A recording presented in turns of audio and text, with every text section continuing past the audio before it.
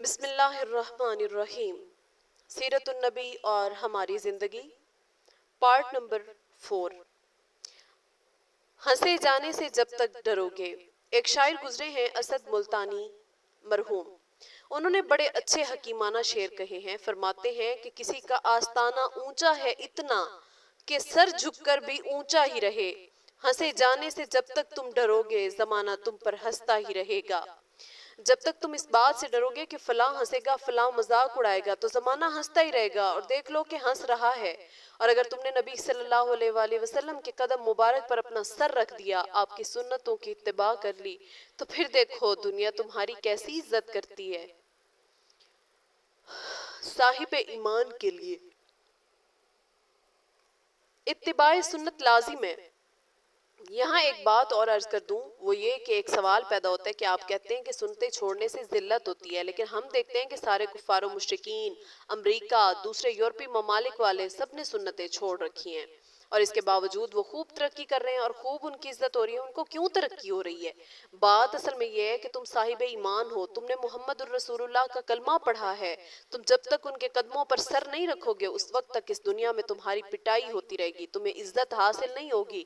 کافروں کے لیے تو صرف دنیا ہی دنیا ہے، وہ اس دنیا میں ترقی کریں، عزت کرائیں، جو چاہیں کرائیں۔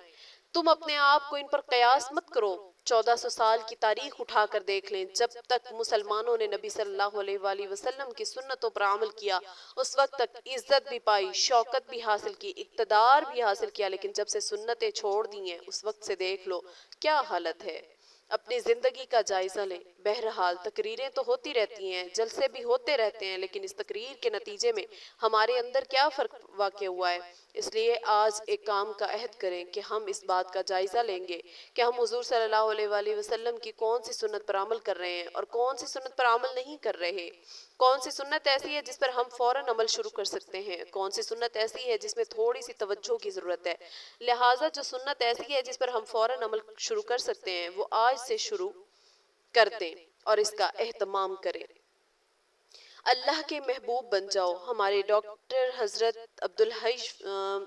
عبدالحی صاحب رحمۃ اللہ علیہ فرماتے ہیں کہ بیت الخلاء یا غسل خانے میں داخل ہو رہے ہو، بایاں پاؤں پہلے داخل کر دو۔ داخل ہونے سے پہلے یہ دعا پڑھ لو کہ اللہم انی اعوذ بک من الخبث والخبائث، اور یہ نیت کر لو کہ یہ کام میں حضور صلی اللہ علیہ وسلم کی اتباع میں کر رہا ہوں۔